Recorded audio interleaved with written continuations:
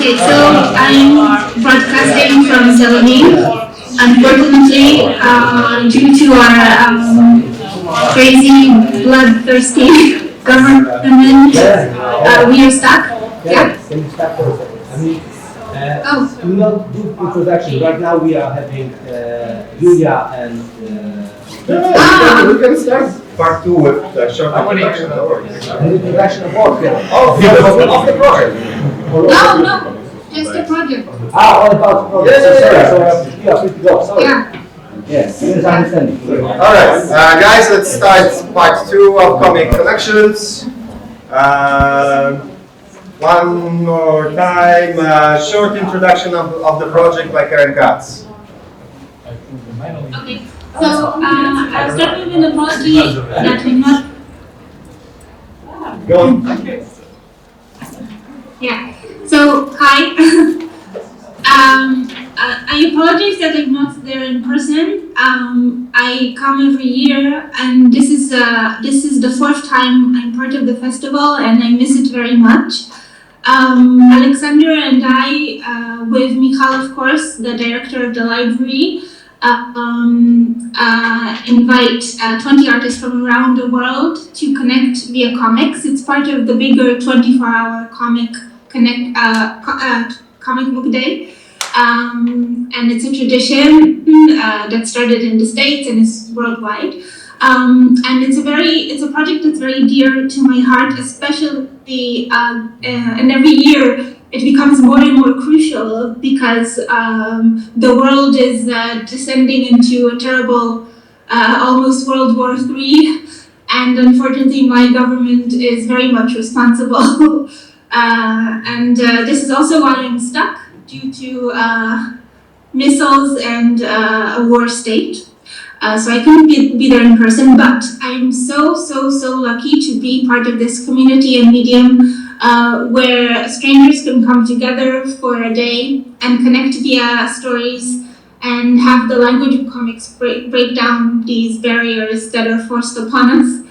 And I'm very proud to be part of it, and I thank Alexander and Michal very much. And now we will introduce some of the results. I give the floor to you. Thank you. We're moving on to part 2. Now we will show 4 more collaborations, starting with one by Julia Rus and Vincent Kings. Right, starting with the cover. I can't imagine a more stark difference in approach that 2 different artists would have. So if you could tell us about the beginning of your work, the initial objects that are presented here, and what was your approach to handling these objects and incorporating them into the story? Okay. So, yeah, it was hard to choose like one interesting object with a story behind it. So I decided to choose a simple object which you could use in a very different situation. And my object is an egg. Mm-hmm. I have to admit, I had an agenda, but I tried to hide it. So I said, okay, a folding chair is very useful in a lot of situations, but it is also an iconic object in the world of professional wrestling. Yeah. There were options. About your backstory. Oh, okay. At the time of making the comic, I was training to be a wrestler. And it was done kind of as a joke with my other friend, who's also in his 30s, and thought, boy, it's a good moment to start a career in professional wrestling. Yeah. Peak physical moment of my life. Like pre-midlife crisis moment. And yeah, the fighting may be fake, but the pain is real. And I managed to have one match, and then I retired with my fights. So. With a record of I lost. 1-0 or 0-1. Okay. I cheated, so I may return to get my revenge. Oh, there you go. You can like run in onto That's there. what happened to me. Yeah. Oh, a running. Yeah. God damn it. Those wrestlers. Okay. What about the story contained within the comic book? How do they relate, and how do they combine? yours, but Julie came with more of a. Go ahead. Okay, it was like a gloomy autumn weather, and it was raining all the time, and I had a bad flu actually, a high fever. So I came up with this, I don't know, sad story about the crocodile who is working 9 to 5 every day in the office and just dreaming about another life, I guess.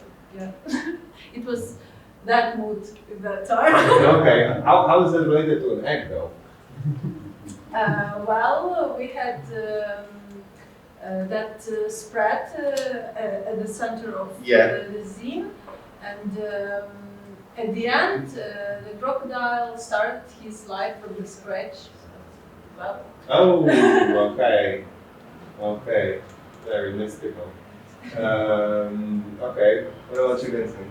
Sure. So I was trying in the spirit of the project to come without too much of a preconception, and Julia clearly had this clear vibe and a sort of slice of life story.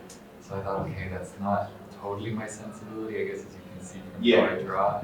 But what's a way I can, sort of highlight how completely opposite my sensibility is and still kind of work it into, like, support the logic of her story, rather than just be this crazy other thing. So I came up with the idea of, okay, if you have a crocodile living the life of like a salaryman, every day, depression, what if I have a middle-aged man in a business outfit fighting dinosaurs and also finding it kind of unfulfilling?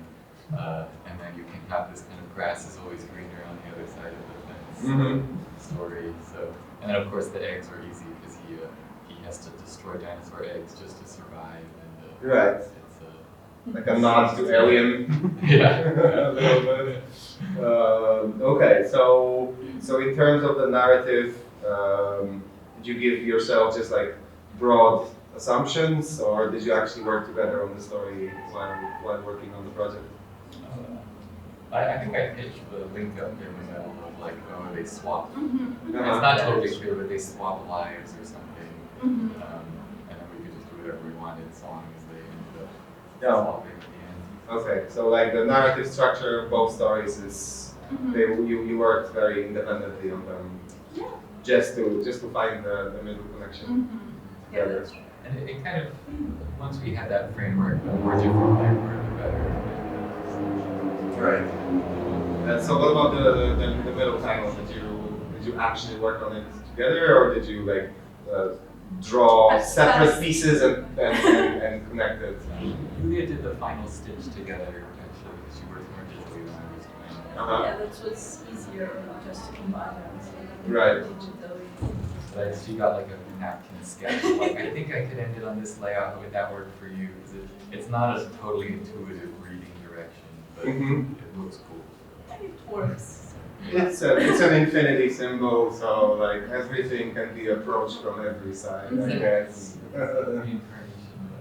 All right, and yet another fantastic combination of two wildly different sensibilities in one story. So once again, check out these very, very different lines that come together in a wild and unexpected way. Thank you very much, guys.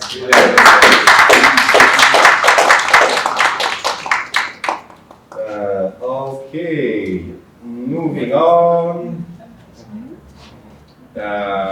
We have Ivan Pipibida and Helena Lespagna. I'm sorry. I'm sorry. Welcome, guys. Let me scroll here.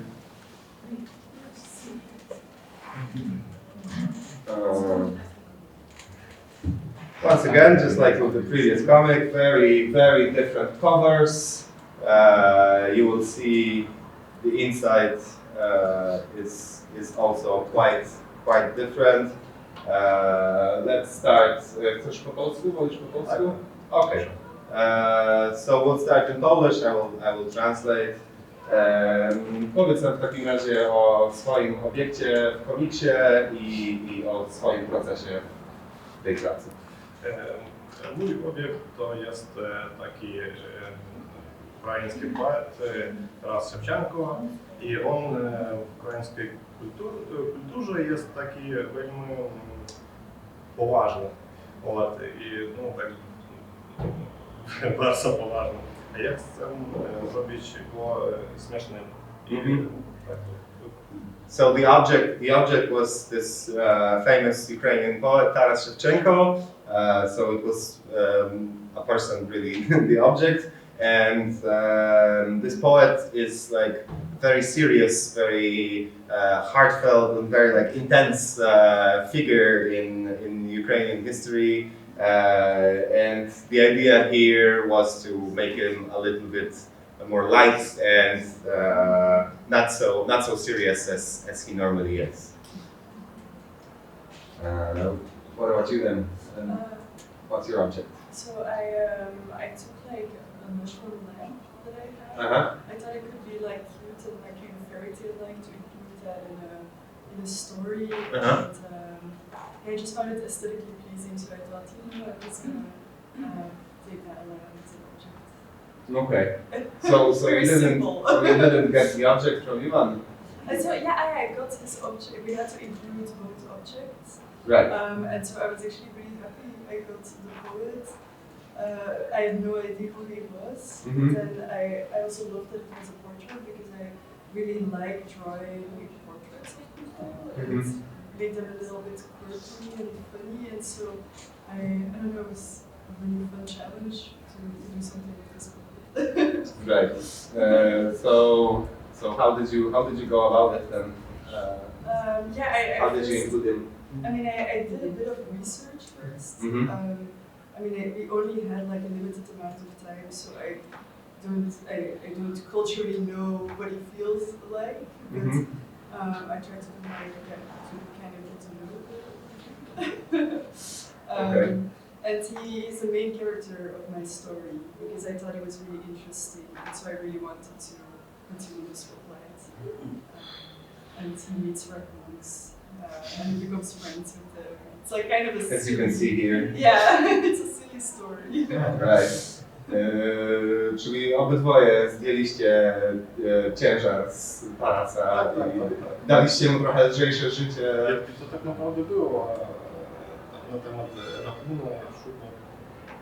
So the story really was about him and about the raccoons, and it all tied together. Iwan, a ty jak właśnie podszedłeś do swojego obiektu w swojej historii? To jest ciekawe.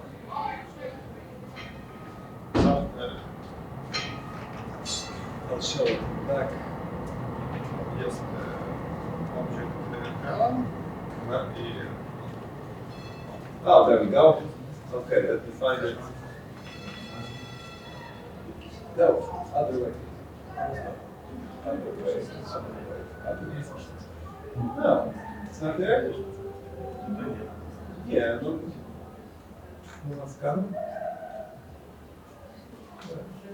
Okay, we lost one page then in the scans, but the mushroom is here definitely.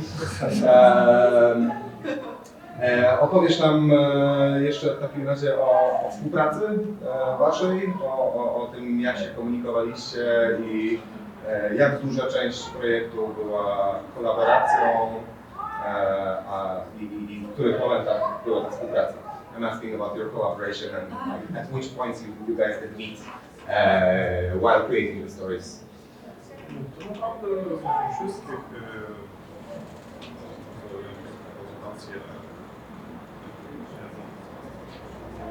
Okay, it was simply beautiful to collaborate on a project like this. Says Ivan? Yeah, it was really nice. Maybe first got to know each other because we're like two couples participating in like this project. Yeah, we first met on WhatsApp.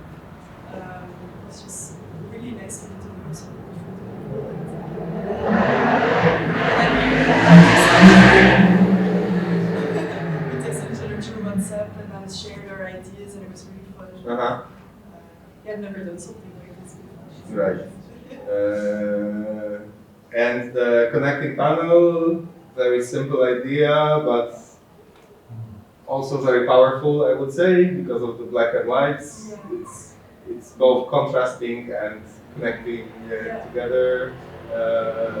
So you didn't spend a lot of time thinking about how you're gonna connect this, right?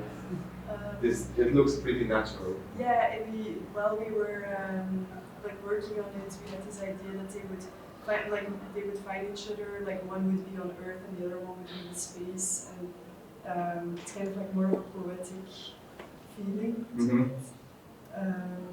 And I didn't know you were gonna do it in black, but it's really nice that it is in black. I find the contrast of the art really gives one.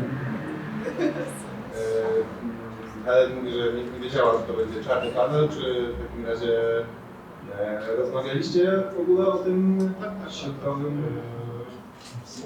Na początku pracy nad tym myślę, że jak to ma będzie. So the first initial conversation was specifically about how these would tie together, but not like how they would tie visually. So this was a surprise for both of them. Okay, thank you very much. The astronaut and Taras and the raccoons. Very, very wildly different topics that can be connected together. Thank you very much.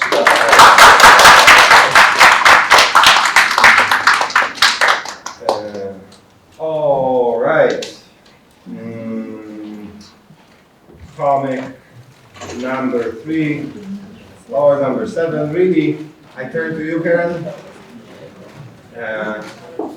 I'm holding a physical manifestation of your work in my hands. Did you actually get it? You didn't, no? No. No, okay. You will get it then. It looks really beautiful, but Karen Tatz here on the screen. And Paul Petzel sitting right here. And also tam jest jeszcze... And we were 3 people on this. Heather as well. Oh, right. And right, Heather also here on the screen. Okay, maybe we'll start with you, Karen, then, because you are fully online and working on all of this fully online. So tell us about your experience working on Mothership. Okay, well, it was a pleasure working with Paul. I really admire Paul's work even before, so it was a real treat. And I just fell in love with this cat, and Heather also really likes cats, so it was, we knew this was the story, we knew So we Paul- chose so- as our object. So Paul, This is Paul's object, Yeah. but it was like love at first sight.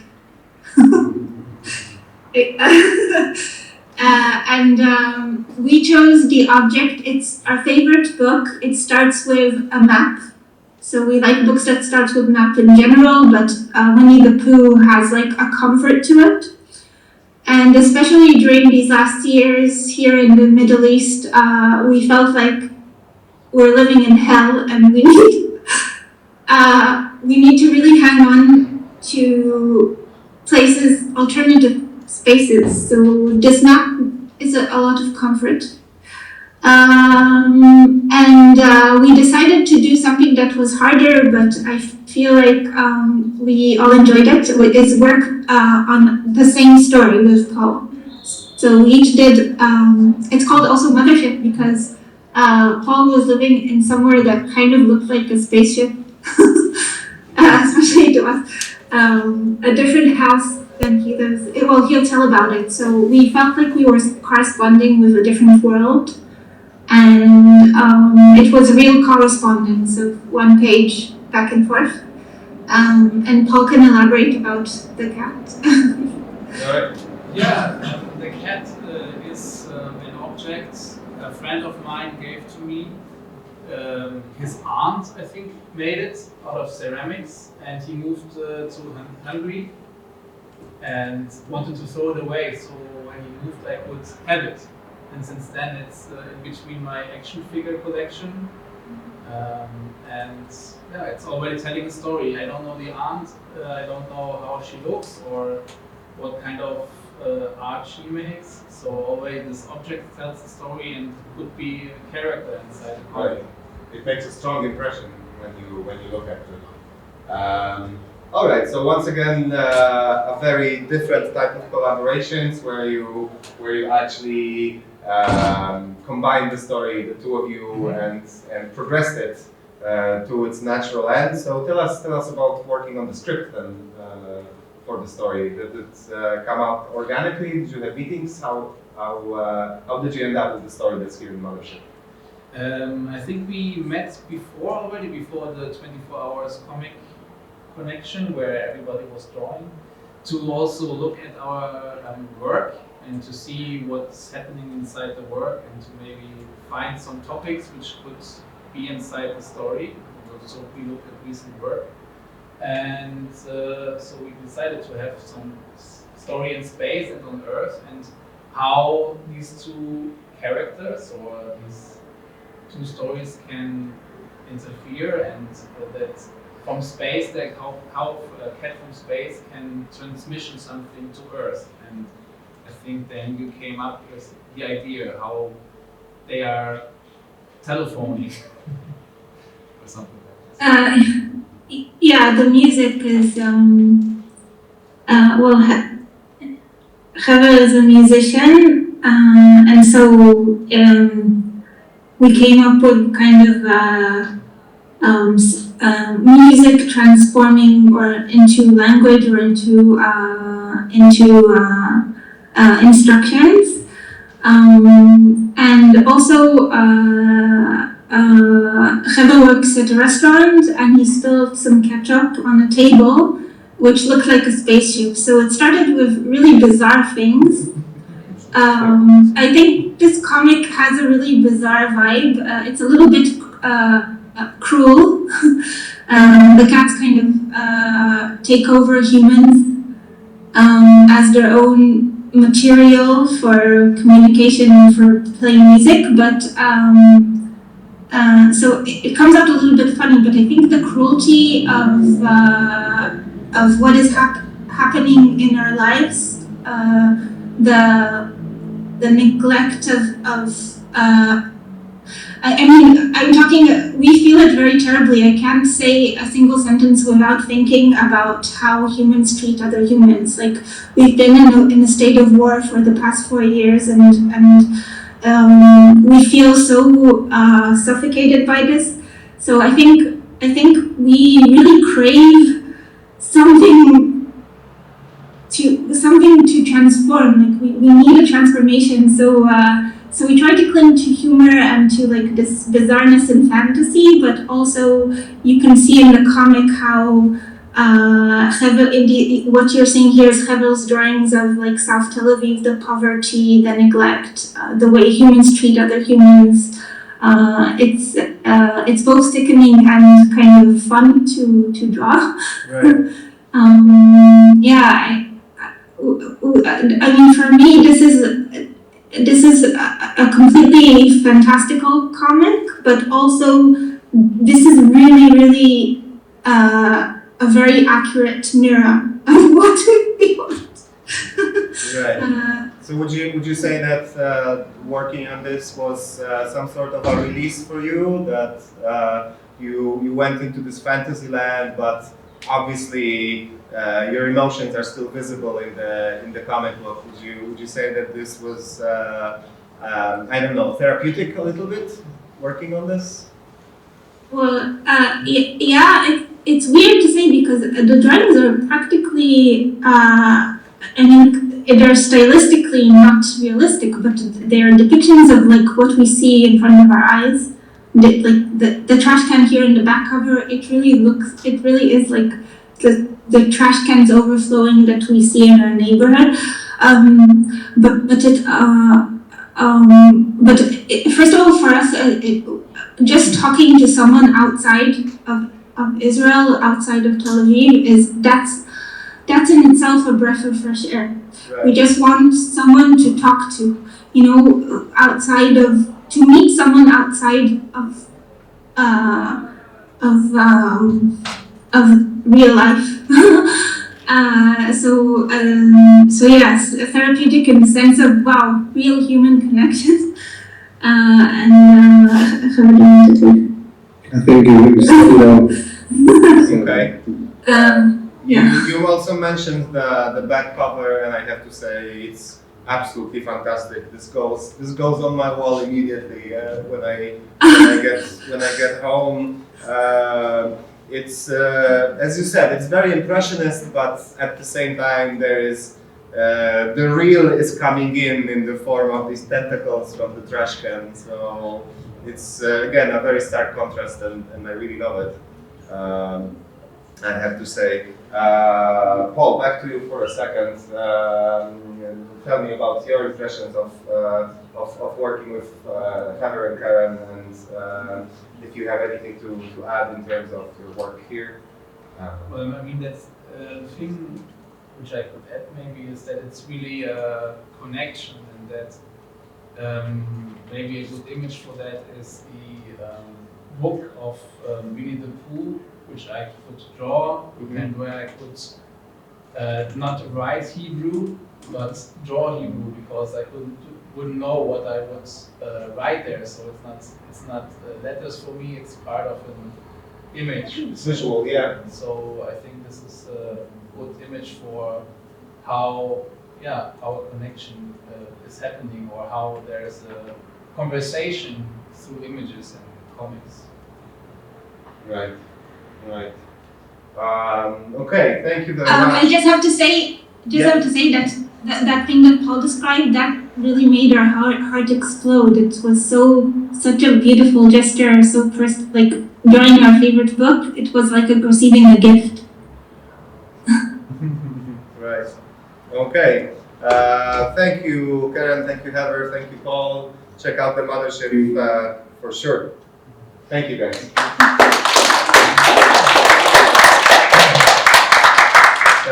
Okay, and final comic in this part of comic connections. Ingrida Pichukane and Adil Amas. Hello.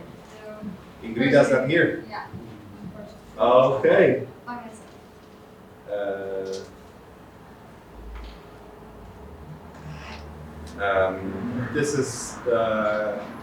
These are the two comic books, Ping Pong Cat in the Box and What Remains.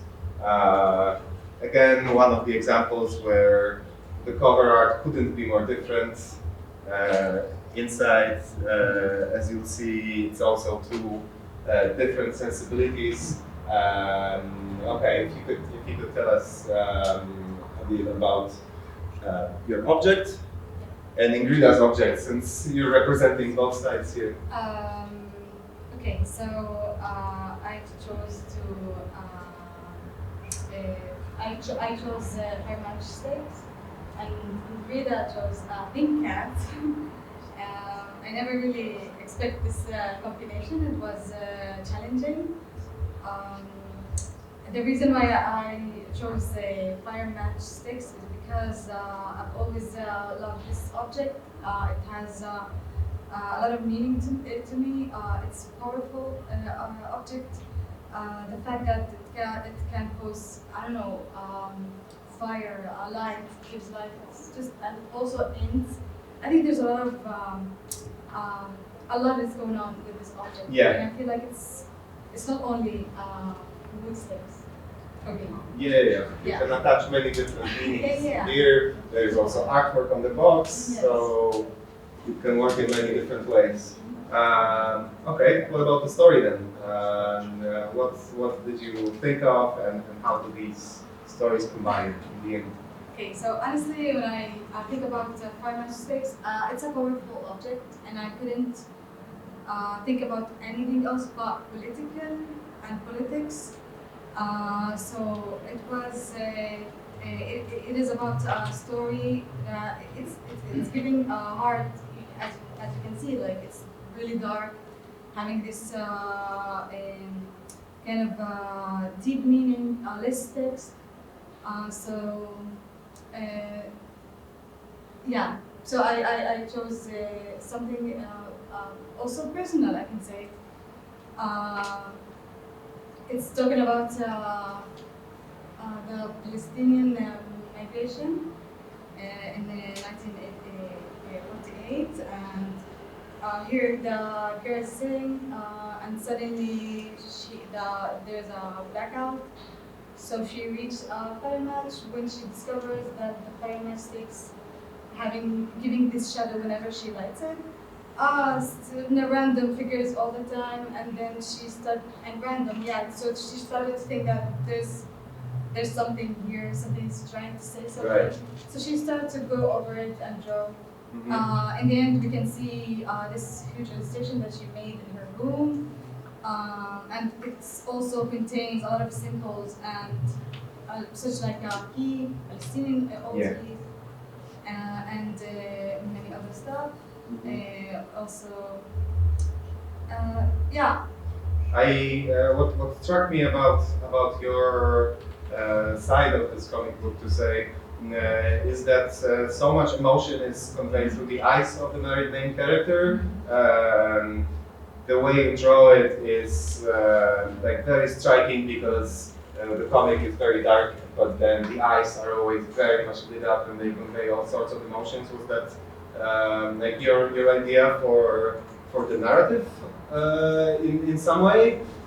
Because I felt like you drew them as if they were some kind of mirror to the soul, I would say.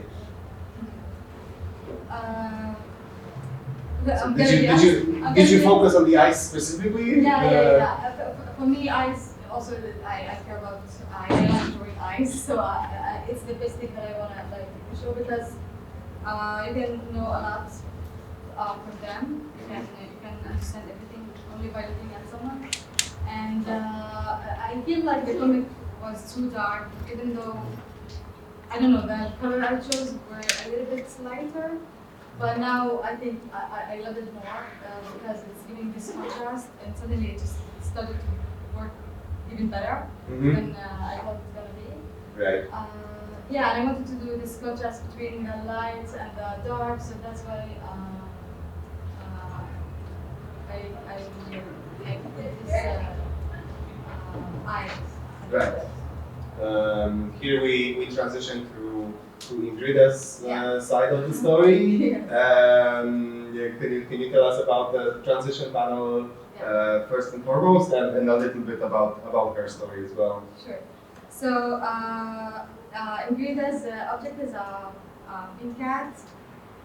That cat was just chilling, and suddenly she started to smoke a cigarette, and she wanted to light it with a fire match stick. Suddenly she got swallowed inside the box, and there she went to another dimensions and ended up in the same exact fire match box that was with the main character. Yeah.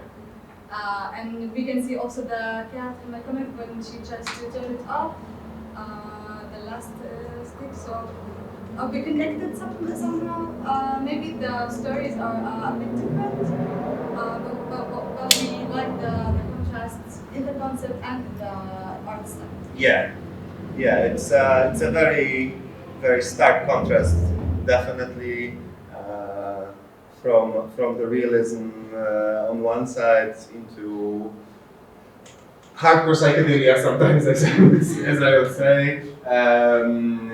Did you communicate while working on the project? What was the level of collaboration and communication that you had with? Yeah, with we made a lot of Zoom meetings together. Unfortunately, she's not here. It was nice working with Ingrida. She's such a nice person. She inspired me a lot. We both also learned art education, so she's also a teacher. She's an expert, so I learned a lot from her. Working with her was so flexible. We had this similar interest, and it was a really good and deep communication. We talked about literally everything, even beyond the comic. And yeah, I had such a good time. Fantastic. Okay, thank you for participating in the project. Thank you for coming here. Where are you based normally on day to day? Where do you live? When I lived down in Jerusalem. Yeah. Okay. In Jerusalem. All right. So I imagine it also must have been tough to Yeah. get here. All the more reason to thank you for coming and thank you so much. for collaborating with us in the festival. Thank you very much. Adios.